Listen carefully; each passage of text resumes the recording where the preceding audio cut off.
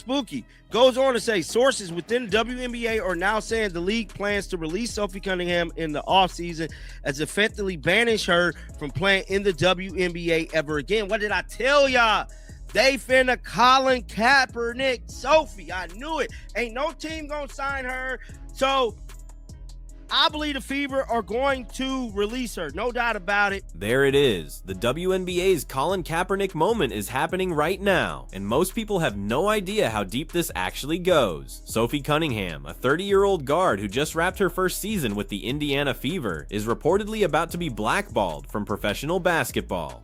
Not because she can't shoot, not because of her defense, because she said biological men shouldn't compete in women's sports. Black people is concerned about the future of WNBA star Sophie Cunningham. It's turning into a trending topic, and everyone online is talking about, will she continue her WNBA career after her newfound fame in society, being nothing more but a social media influencer. That clip you just heard is the entire conversation online right now. Will Sophie Cunningham retire and become a full-time influencer, or will she be forced out? And here's the part nobody's saying out loud yet. She might not get a choice. Because according to multiple reports circulating this week, league sources are already floating the idea that Indiana won't re-sign her when her one-year deal expires, and that no other team will touch her either. This isn't speculation from random Twitter accounts. This is coming from people inside the league's media ecosystem, and if it happens, it won't be the first time a professional sports league erased a player for taking a stand, but it might be the first time they did it to someone who was actually defending the integrity of women's sports.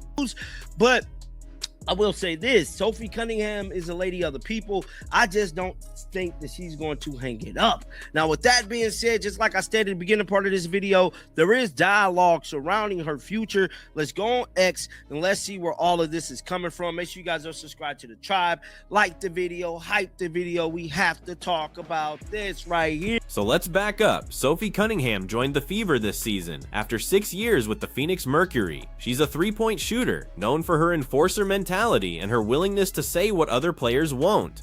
And this summer, during an ESPN interview, she made a comment that set off a firestorm. She said she wants to protect young girls from having to compete against biological men in women's sports. She called it common sense. The reaction was immediate. Some fans cheered, some booed at games. Activists on both sides turned her into a symbol, and now, just months later, her future in the league is reportedly in serious doubt. And the story being that even though it's a bad story, there's never really a bad story because we're talking about it. Now, the WNBA could be mad all they want about this conversation surrounding men joining their league, but one thing I can tell you guys is that they gotta somewhat like this publicity. In a way, even if they don't believe the views of the current storyline, y'all league is getting talked about. Here's what makes this different from every other WNBA controversy. The league is getting attention it's never had before. People who've never watched a single game are now buying tickets, expensive tickets, just to show up and make a statement. Courtside seats that used to go unsold are now going for $2,000, $3,000. Fans are wearing Title IX shirts. Protesters are showing up. The arenas are packed. And all of that, the buzz, the controversy, the money, is happening because of Sophie Cunningham, not Caitlin Clark. Not any other star. Sophie is the one driving the conversation, and the league knows it. They paying $2,000, $3,000 for these courtside seats, bro, to wear these Title IX shirts. That money's getting collected somewhere. Somebody's profiting off of it. That's why I say all press is good press, good or bad. Forget the players, think about the owners. The owners don't give a damn. We ain't seen no owners besides the one in Seattle to come out and say something about that Title IX. But here's the uncomfortable truth that nobody in the WNBA front office wants to admit. The owners are making money off this. The Seattle co-owner who came out against Sophie, that person took heat, but the other 15 ownership groups, radio silence. Because even if they don't agree with her views, they're cashing the checks, the haters are buying tickets, the supporters are buying merch, the beer and hot dog sales are up. All press is good press when you're a league that's been struggling for visibility for 2 decades. And Sophie Cunningham just handed them the biggest storyline they've had in years. Let's watch.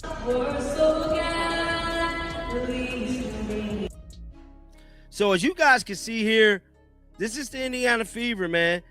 Look at Caitlin. Caitlin did this. This was at the Atlanta Dream game. Caitlyn did this before. She didn't have her hand on her heart. Now, I'm not saying I'm going to sit here and nitpick Caitlyn for her political views, but this looks spooky, CC.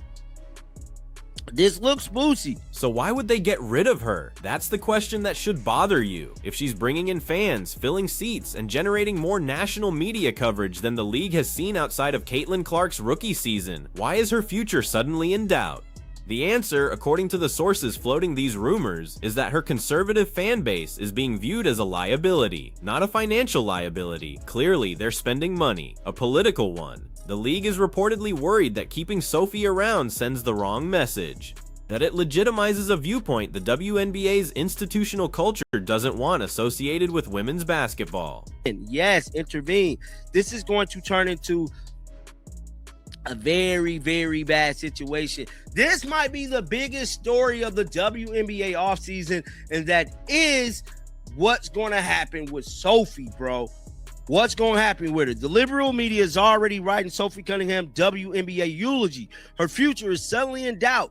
Get released after this season. Why? Because she had the audacity to say women. And that's where the Colin Kaepernick comparison starts to make sense. Kaepernick took a knee during the national anthem to protest police brutality and racial injustice. The NFL, despite saying they supported free speech, made sure he never played another down. No team would sign him. Not because he couldn't play, he just led the 49ers to the Super Bowl a few years earlier, but because the controversy was deemed too expensive, even if the actual numbers said otherwise. Sophie's situation is the mirror image. She's standing up for women's rights in sports. She's not disrespecting the flag. In fact, she's the only player in that lineup with her hand over her heart during the anthem, while others, including Caitlin Clark, look down or away. But the outcome might be exactly the same: exile, erasure. A cautionary tale for anyone else who thinks about speaking up. Tribe, like the video, hype the video. We have to talk about this right here. Rumors swirl around Sophie Cunningham's future with the Indiana Fever. So no doubt about it, I don't believe Sophie Cunningham will be with the Fever next year. I said this before. I didn't think she was going to be there this year because of the bad press. Now everything that Sophie Cunningham did this year put the Indiana Fever and the entire league on notice. I'm sticking by it. I think they're going to try to Colin Kaepernick her, bro. I really do. It goes on to say the 30-year-old guard who joined the Fever in 2025 after 6 years with the Phoenix Mercury signed a one-year deal for 2026 that ends. Now, the official narrative from the WNBA and the Fever hasn't been released yet. Sophie's one-year contract is set to expire soon, and technically the team could just choose not to re-sign her for basketball reasons. But that's not what the whispers are saying. The whispers are saying this is about control, about making an example, about showing players that there's a line you don't cross, and if you do, your career is over. And if that's true, it raises a question the league is going to have to answer publicly very soon. Can a player be punished for defending the category that the entire league is built on? Because that's what women's sports is, a protected category, created specifically so biological females have a fair playing field. Sophie didn't invent that concept. Title IX didn't invent it. It's the foundational logic of the WNBA's existence. He took a knee, and it's very similar to what Sophie did. Only thing different is Sophie didn't disrespect our country. She's just standing up for women's rights. If they're going to use the same way the NFL did Colin Kaepernick, that's what they're going to do to Sophie. I called this. I knew it. Somebody, I don't believe in the gender nonsense. Men shouldn't be in women's sports. It is. It's just that simple.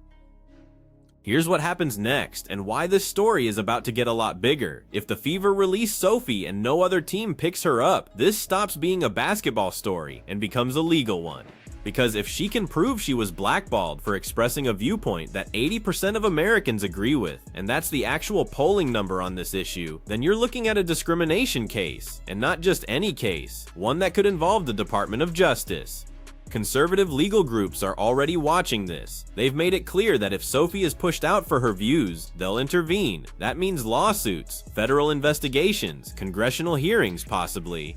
The WNBA, which relies heavily on corporate sponsorships and positive PR, does not want that fight. Couple years for Sophie to possibly hang it up. She is 30 years old, but she is starting dialogue that this league has never seen before. And we need somebody like Sophie to remain in this league to expose the buffoonery that the WNBA has been doing. Because I feel like she has the courage to say what others are scared to say. Even our very own Caitlin Clark. We have seen at these games, Sophie Cunningham is the only player standing there with her hand on her heart, singing our national anthem. Even Caitlin Clark looked down and don't even pretty much show appreciation to the American flag, but that's neither here or there. I'm not here to nitpick Caitlin around about her political views. But here's the part that should actually scare the league. Sophie Cunningham doesn't need basketball the way basketball needs her. She's 30 years old, she's built a massive social media following, she's got brand deals, she's from a state, Arizona, that loves her. If they push her out, she doesn't disappear. She becomes a full-time activist with a national platform and a story about how the WNBA silenced a woman for defending women. That's a PR nightmare that never ends. Every time the league tries to celebrate women's empowerment, Sophie's face is in the replies. Every time they talk about courage and standing up for what's right, there's a viral clip of them doing the opposite. The Kaepernick situation hurt the NFL's image for years. This could do the same to the WNBA, except worse, because the optics of a women's league punishing a woman for defending women's sports are almost impossible to spin. It's driving up views. It's driving up actually people going to the game. Because, like, just think about it. The people that wear the Title IX shirts, right? They paying $2,000-$3,000 for these courtside seats, bro, to wear these Title IX shirts. That money's getting collected somewhere. Somebody's profiting off of it. That's why I say all press is good press, good or bad. Forget the players, think about the owners. The owners don't give a damn. We ain't seen no owners besides the one in Seattle to come out and say something about that Title IX thing. That co-owner in Seattle was a damn fool. Now, she finna lose money, but ain't no other owners, how many, 16 teams or something like that? Ain't no other owners said nothing because the haters and everybody's buying tickets, hot dogs, beer, they still supporting the league. And let's talk about the players for a second, because this isn't just about Sophie. If the league makes an example out of her, every other player is watching. They're learning the lesson. Stay quiet. Don't rock the boat. Don't say anything that might upset the activists or the corporate sponsors, even if it's something you believe, even if it's something most fans agree with. That's not empowerment, that's control. And it's exactly the kind of environment that keeps athletes from being authentic, from using their platforms, from actually standing for something. The WNBA has spent years trying to build a brand around strong women who speak their minds. But if speaking your mind gets you Colin Kaepernick, then the brand is a lie. Here's the thing. I don't believe another team is going to sign Sophie, guys. I really don't. And I believe she's going to be the new Colin Kaepernick, bro. Something 80% of Americans agree. If the WNBA engages in the obvious form of discrimination, then the Department of Justice will be forced to step in. Now, some people are going to say this is all overblown, that Sophie's just a role player, that she's not important enough to create this kind of drama, that the league will move on and nobody will care in 6 months. But those people are missing the point. This isn't about Sophie's stats. It's about what her removal would represent. It would mean that in 2025, a professional women's sports league punished a woman for saying that women's sports should be for women. And if that sentence doesn't sound insane to you, you're not paying attention. It should be compete against women, not because of her shooting, not because of her defense, because she refused to pretend biological men belong in the women's league. There'll be a platform every activist who wants to erase women's sports then acts shocked when a player who defends them becomes controversial. This isn't about basketball. It's about punishing the one who won't play alongside. It's very similar to the Colin Kaepernick situation, bro. They're trying to Colin Kaepernick her. People can say what they want about Colin Kaepernick. Here's the timeline we're looking at. The WNBA season just ended. Sophie's contract expires in the coming weeks. If the Fever don't re-sign her, the free agency period will tell us everything. If no team makes an offer, not even a minimum deal, not even a training camp invite, then we'll know this was coordinated, and that's when the legal battle starts. But there's another scenario. The one where the league realizes they're about to step on a landmine and quietly arranges for Sophie to land somewhere. A small market team, a bench role, something that lets them say, see, she's still in the league, no blackball here. That would be the smart play. But smart doesn't always win when ideology is involved. even if it's something they don't believe in. This post right here said the Indiana Fever plan on dropping Sophie Cunningham at the end of the season as to view her conservative fan base as a liability is unacceptable. Let's show them how many millions love Sophie. Left-wing media and WNBA sources are now saying Sophie Cunningham might be released from her team at the end of the season. Her future is subtly in doubt. Interesting. Does anyone seriously doubt this isn't because of her supporting women's sports? Now, this is the scene that has been happening at a lot of these games. And let's be clear about the stakes. If Sophie gets pushed out and this becomes a national story, which it will, it's not just her career on the line. It's the WNBA's credibility. It's their relationship with fans who are tired of being told that common sense is bigotry. It's their ability to attract the next generation of players who want to play basketball, not navigate a minefield of political correctness. The league is already struggling with viewership outside of Caitlin Clark games. They're already dealing with financial losses that NBA subsidies have to cover. They're already fighting for relevance in a crowded sports media landscape. The absolute last thing they need is a controversy that makes half the country actively root against them. Hopefully, Sophie, this doesn't happen to Sophie, but I think it will, bro. I think it will. And I think they're going to try to ostracize Sophie. They're going to try to get rid of Sophie, bro. They want her gone. They want her gone, bro. No doubt about it. There's no doubt in my mind that they want Sophie out of this league. But I want to know y'all thoughts, man. Keep them bells turned on. And until next time, man, shake the haters off. I'm out. So here's what this comes down to. The WNBA has a choice. They can treat Sophie Cunningham like any other free agent, evaluate her basketball skills, let teams make offers and let the market decide. Or they can make her an example. Prove that there's a line you don't cross, and if you do, your career is over. If they choose the second option, they better be ready for the fight that follows, because this isn't 2016. The culture war around women's sports is at a boiling point. Federal policy is shifting. Public opinion is overwhelmingly on one side of this issue, and Sophie Cunningham is not someone who's going to go quietly. She's already shown she'll stand alone during the national anthem while her teammates look away. She's already shown she'll say what she believes even when the crowd boos. And if the WNBA thinks they can erase her without consequences, they're about to learn the same lesson the NFL learned with Kaepernick. You can take away someone's job, but you can't take away their platform. And sometimes, the platform gets bigger when you try. So what do you think happens here? Does Sophie get blackballed, or does the league back down? Drop your prediction in the comments. And if you think this story matters, if you think athletes should be able to speak their minds without losing their careers, hit the like button and subscribe, because this is just getting started. I'm out.